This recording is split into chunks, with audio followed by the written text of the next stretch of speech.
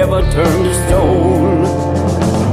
Don't believe in all you hear and only have what you see. Trapped inside a bottle, I'm still floating in the sea.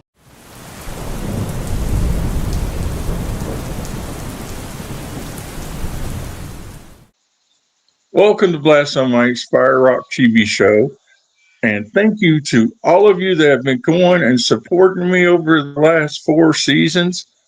And with me today is Mike Shouse, and me and Mike go back a long ways. Actually, he used to be around in the music scene 10 or 15 years ago, and the last time I seen you play was when you played at my show for West Liberty when the tornado Yeah, happened.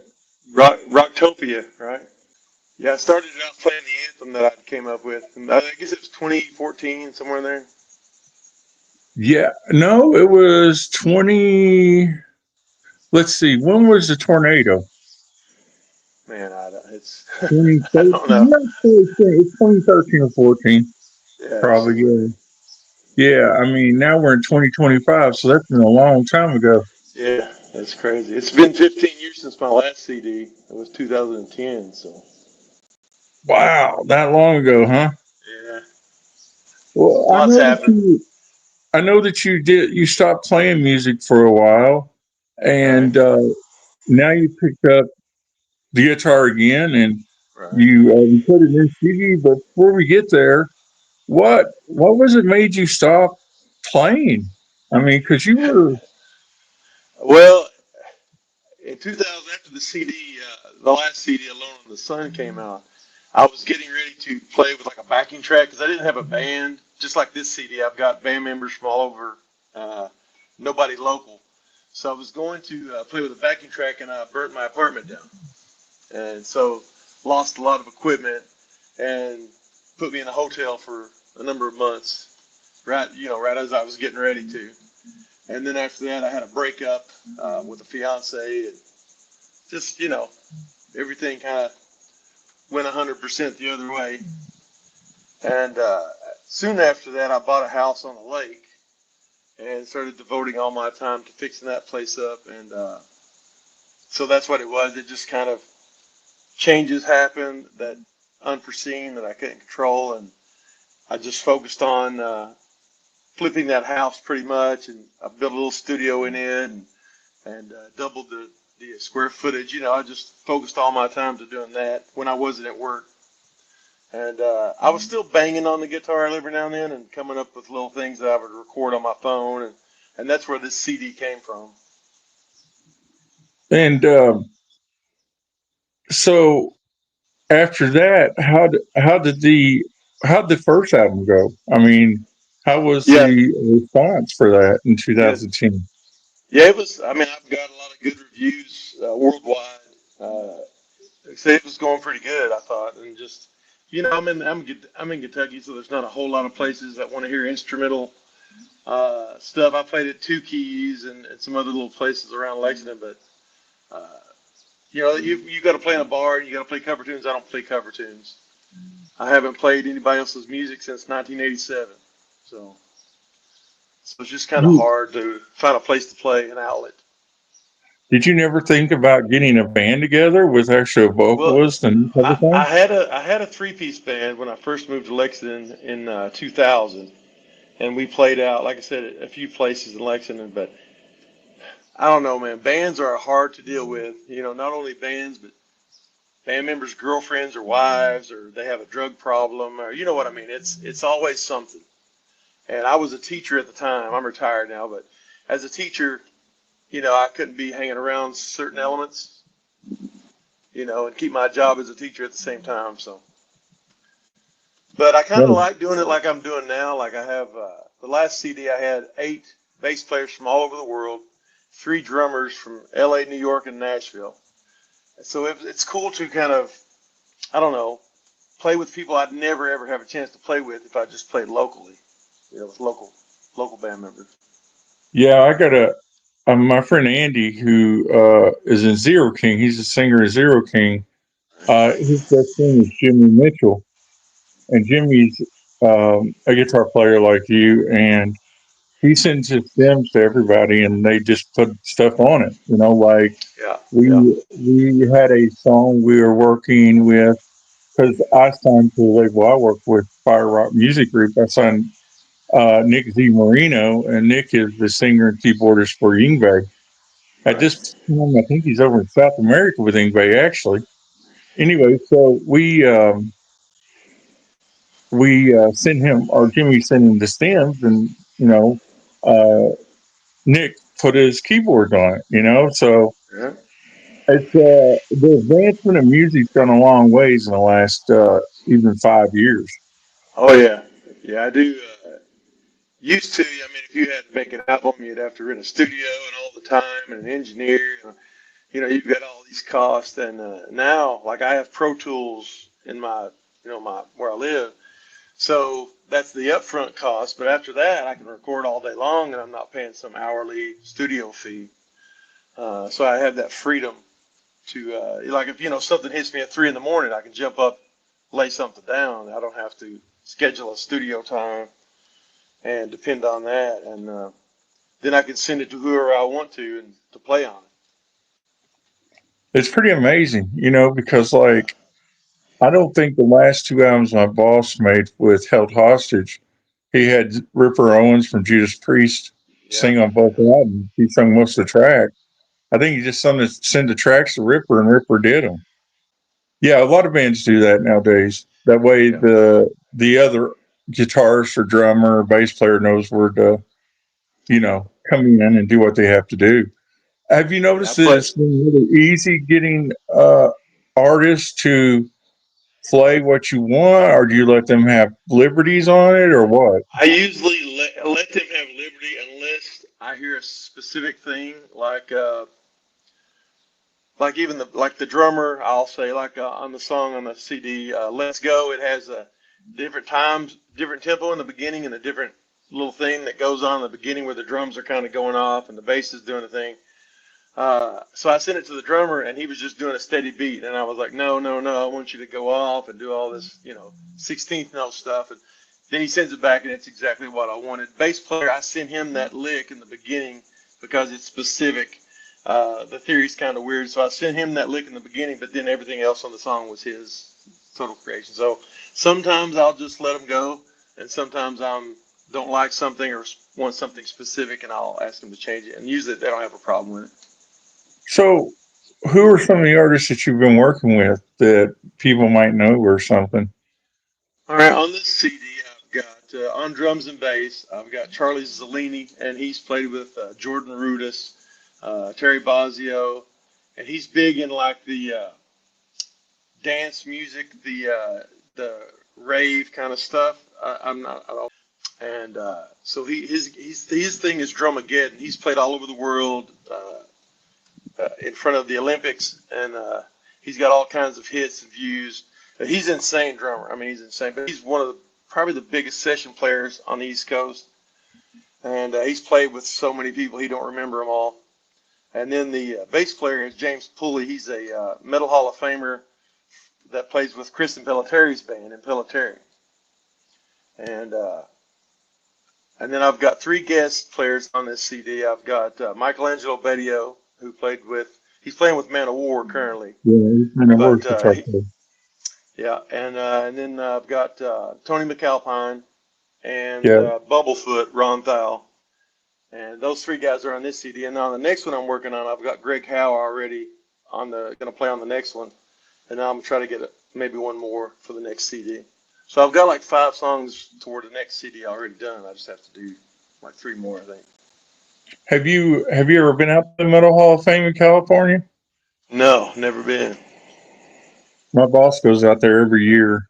I think this year was the first year he ain't been there, but he Wow, goes yeah. out there. His band plays out there. His band played 2 years in a row, Held Hostage. They opened for Twisted Sister one year, and Wow. somebody else another year. They played out there. I cannot Awesome. remember who the other band was, but he says it's a good time. Yeah. That thing's gotten bigger and bigger over the years. Yep. Um, it's a it's cool that there's something like that because we all know that the Grammys Yeah, right, it, it's like hell for bands to get in the Grammys. Not the Grammys. I'm right. sorry, the Rock and Roll Hall of Fame. Yeah, they don't get any notoriety, you know, in the mass Yeah, I media. mean, So, it took forever for Black Sabbath, for Kiss. We probably won't live to see the day Motley Crue or Bon Jovi gets in. right. I mean, when Yeah. Jethro Tull beat out, who was it? They beat out Metallica for the Grammys that year or something. I couldn't believe. Oh yeah. It's a joke. No, now they now I think they go for the heaviest metal band they can find to win the Grammy. It's Yeah, uh yeah. it's wild, man. What do you think about all the artists from when we were kids that are coming back and starting to play again? Like Black Sabbath has their last show next week, Right. and Yeah. Guns N' Roses, they have been playing for about what 9 years now together. Right. Or even Yeah. AC/DC, with Brian Johnson. What do you think about those type of things? Oh man, those are the bands I grew up with, like you. So I've seen ACDC a few times. I haven't seen them recently, but I've seen Guns N' Roses. Was it last year or the year before? It was the year before at Louder Than Live. I go to that, try to go to that every year in Louisville. That's a big concert. Of course, they're back together. Bumblefoot played in Guns N' Roses for 9 years, from what was it, 9 to something like 2008 to 16 or somewhere in there. He played like 8 or 9 years He was in part of Guns N' Chinese Roses. Democracy. Yeah, yeah. So that's pretty wild that I've got a guy that's played with Guns N' Roses on the album. And when you think about it, like that's pretty weird. And then And that album's yeah, I not that bad. still Chinese Democracy was a fairly yeah, decent album. yeah. Ron's a great guitar player. He's insane technique with the double neck and the fretless. He's got like a thimble technique that he does. It's just blows your mind. But yeah, it's all I listen to is like Hair Nation. I'm an '80s guy. I like all those guys, and I've just signed with Decca Entertainment. And one reason I like them is they have Ron on their thing, but they have Slaughter and Warren and all these older bands. The '80s bands that they still have their catalog that they release their albums and stuff with. And Slash is on there also. His solo stuff is they cover his stuff. So I thought that was cool that I get on a label that you know is the music that I like and listen to.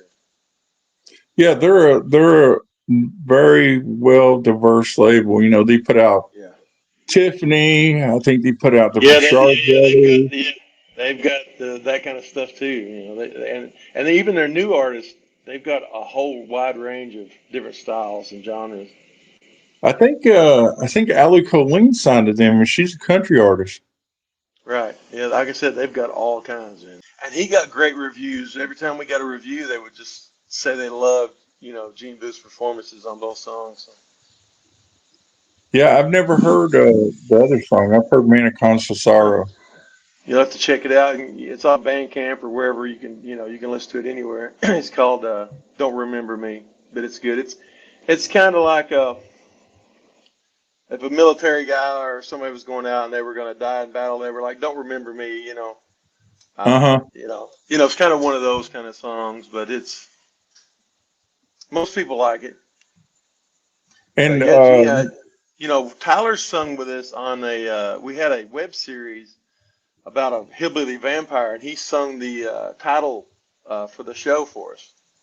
oh, really? Yeah, Tyler did. That was before he, of course, got big and got signed and everything. But yeah, he sung the intro to the Hillbilly Vampire web series, and it's great. He's got that great country deep voice. So yeah, I That's love them, awesome. Jason, all the Booth boys. That's awesome. On my fourth season of my show, which you'll be on, I have Pentagram Lightning in a Bottle as my intro. And for people to know Nice. who Pentagram is, he's the guy that they call the Space Wizard that's on the Yep. videos nowadays with the big eyes. Big eyes. Yeah, yeah, yeah. That's Bobby Lieblum. Me and him have been friends for longer than before he got, you know, caught lightning Right. in a bottle. You That's know, crazy. he allowed me to use that song. So I'm I feel very privileged in the things that I've been able to do and the people I've got to meet. And, I'm even on a TV show now that's recording. So it's, That's uh, awesome. it's amazing what 10 years can do for somebody or 20 years, Yep. you're coming back 10 years after or more from the Yep. last time you put out an album Yep. and, probably better than you were then. Yeah. I'd hope. I know my writing's better. My composition. I'd hope. Well, because the time I've not been playing guitar, me and my brother have a production company, and we've done a movie and some shorts and documentaries. So I've been doing sound and music for that. So that's kind of helped led into the things on this album where I've got sound effects and and the orchestrated parts that I've taken from that, doing the soundtracks for things visually. So it's tied in and incorporated into this album as well. Is Charles going to shoot you a video for this album? Yeah, I don't know if you saw the video I sent. He did one video. We have the video for Bucket of Bolts, and it's a space theme, flying around with spaceships. It's got some AI in it, and then we've shot half of another video. He's got to shoot the rest of it in July, and so that'll be out by the time of the release. We'll probably air the first video a month, to promote the release, and then the second video will come out after the release. So. Cool, cool. And is there a certain way that people need to reach out if they want to do interviews with you or anything? Do you know who your publicist is yet for the label? Uh, I don't know if they're going to handle it or not. They can contact me at mike@mikeshousemusic.com if they want to. Just email me. However they want to do it. I know it's Charlie Calv at Decca right now has been the guy I've been dealing with, so I don't know if he's the one over that, or if they're going to hand me off to somebody else. Like they've just now started pressing the CDs, so we're at that point. They've got everything. They've sent it to be made, and they've started my web page on Decca. So, and then he just told me the other day that September the 5th was the release date, tentative release date. And so it's just one of those things. We just go back and forth when they need something. Uh, How but did you end up getting with them? well, I tell you, I was with Melodic Revolutions Records on my last album, and I love those guys. Nick at MRR, and Cantone, or how you pronounce his last name. And he's in Florida, and they were my last CD, and they're really good. They love me and took care of me. And then I was going to release with them, and once I had got Bumblefoot to play on this album, he just released an instrumental, a 14-track instrumental album. His first instrumental in a long time, since his first instrumental with Shrapnel Records, and it was through Decca. And so, I thought, maybe I'll just hit them up and see if they'd want to take on this CD. So I messaged them, and they did. So that's how that came about. That's awesome. Yeah, they're putting out the new. It comes out July something. They're putting out Ultraphobic by Warrant on color Yeah, vinyl, yeah, they're and they're big on the vinyl right now. I missed my opportunity to get it because on the website it says it's sold out. So now I'm going to have to go on the secondary market and figure out how to get Try it. one because I can get it off Amazon, but I don't know if it's a black version or the color Yeah, version. I think they're all black unless you bought it from them. I think the retailer all black. The ones Yeah, they did, and they had it reissued, I guess. I don't want the black version. So Yeah, I want the color version. It's my favorite Warren album, actually. yeah, Um, so it's like that's I guess that's the worst part of sometimes when it comes to vinyl is it sells out so quick. I got my right. Maryland Mansion from Amazon, and there was only 1,000 of those, and or 500, and I got one, and I got the Metallica one. So sometimes I'm fit, sometimes I'm not. Sometimes I'm like, oh Yeah. man, I can wait a minute, and it's like, whoa. And then something that goes for $30 goes up to 100 instantly, and it's like, Yeah, I just yeah, I can't afford that. My wife kick my ass if I was paying for $100 for vinyl. You Yeah, know? Bumblefoot has vinyl and a cassette. He has the old cassettes out, and I thought that was neat. I'm just doing a CD right now. They asked if I want to do vinyl. I said we'll see how it goes because it costs a lot more to make a vinyl than it does a CD to, before you sell it. So I didn't want to get my horse before the cart kind of thing, or my cart before the horse. Yeah. So I said we'll see how But the a lot of first artists print, do the that. first, huh? A lot of artists do that. A lot of artists, Yeah, put out CD and then they put vinyl out.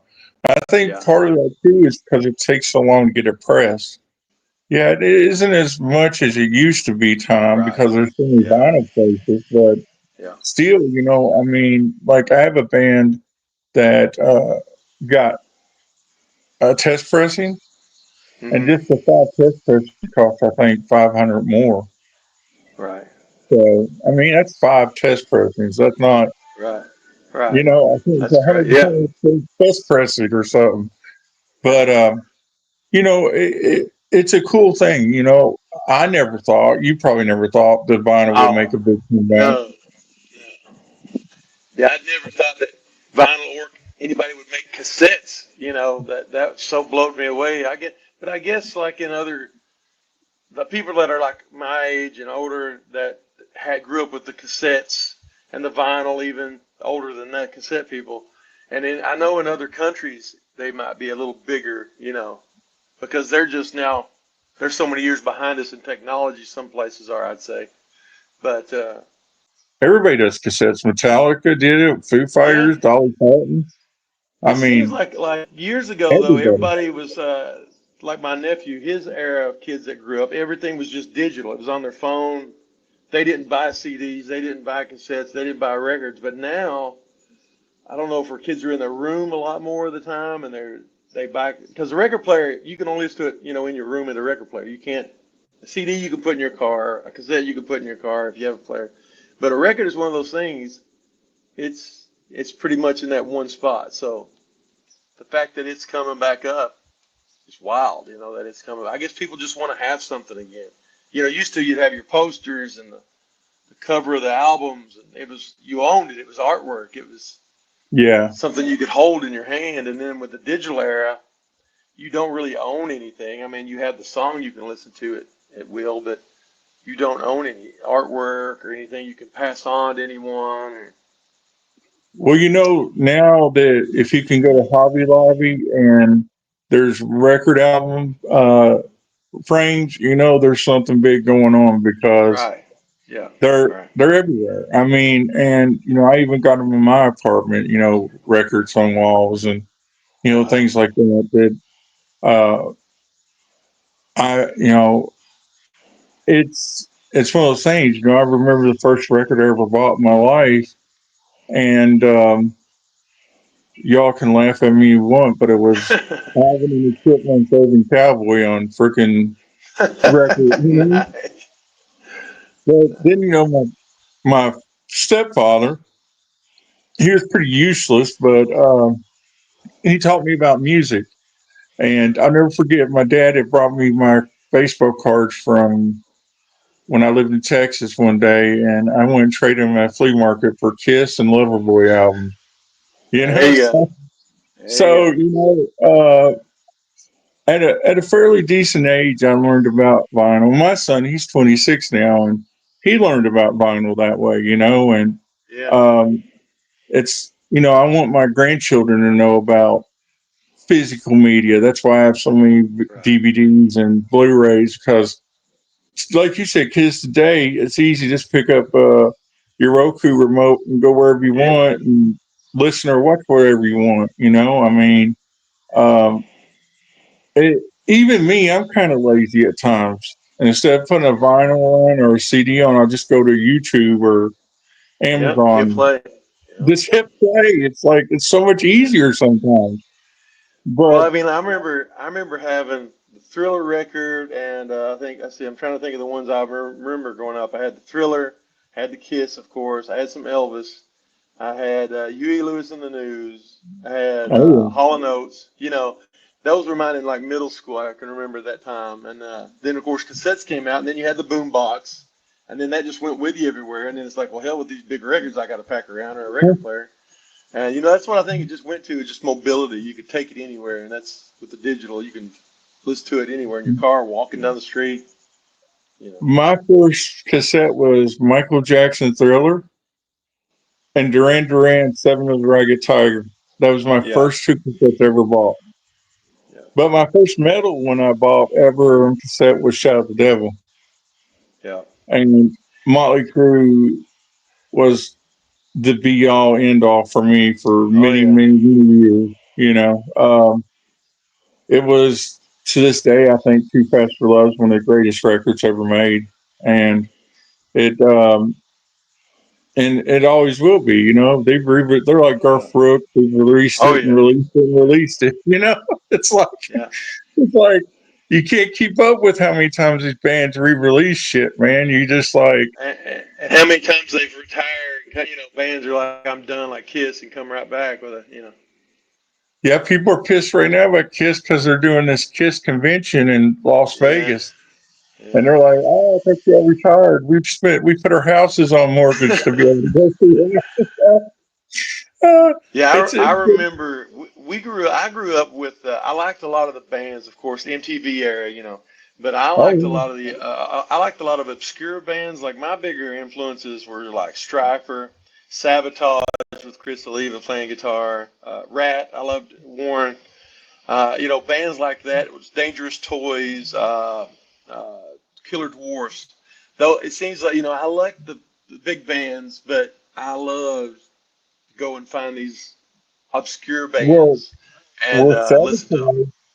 Sabotage just played their first reunion show last I week at I I know I I saw the think videos. Tampa. Yeah, their singer's from Bowling Green. Did you know that? No, who is it? I forget his name, but he played on like the Edge of Thorns. He was there after the Olivia quit singing for him. Oh, And but okay. he's from Bowling Green, Kentucky, which I blew me Wow. away when I found that out. I thought, wow, I love his voice. I'll tell you somebody else who lives in Bowling Green. Erie Vaughn and John Christ from Danzig. Oh wow, so I didn't know that. Yeah, they live. They got a cover band down there. Huh. Wow. Yeah, it's crazy, man. We both live in Kentucky, and there's so many people that live here, come from here. Like Blackstone Cherry goes to Europe, and they sell out freaking arenas. Yeah. But Yeah. you know, here in America, they have to Yeah. tour with somebody. It's a Yeah. shame because it's such a Yeah. great band. You Yeah. know, we talked about Stitch Rivet. They were big in Eastern Kentucky for many, Oh many yeah. years. Many years. Uh, Many years. I did many shows with Stitch Rivet. Over the years, and but all in all, it comes back to the roots. Yeah. Of what you grew up, and Yeah. I'm happy for you, man. I think it's great that you got this new album coming out, and I think everybody should go out and check it out if you like you said, shrapnel stuff back in the day, or some of those Yeah. type of labels like that. This one's all instrumental. So if you like Satriani, Steve Vai, and all that, any just a lot of guitar in it. This one, then my next album's got like 3 or 4 vocal tracks. We decided not to put them on this first release, just do all instrumental. But this one's just guitar, bass, and drums on this one. That's great, man. Well, tell people again how they can reach out to you. Well, you can check me out on Decca on their artist page for Mike Shouse. You can check me out at my MikeShouseMusic.com. I'm on Instagram, X, Blue Sky, you name it. I'm out there. I've just started my pages up, so there's not a whole lot on there right now, but I'm on there. And if you want to email me, it's Mike at MikeShouseMusic.com.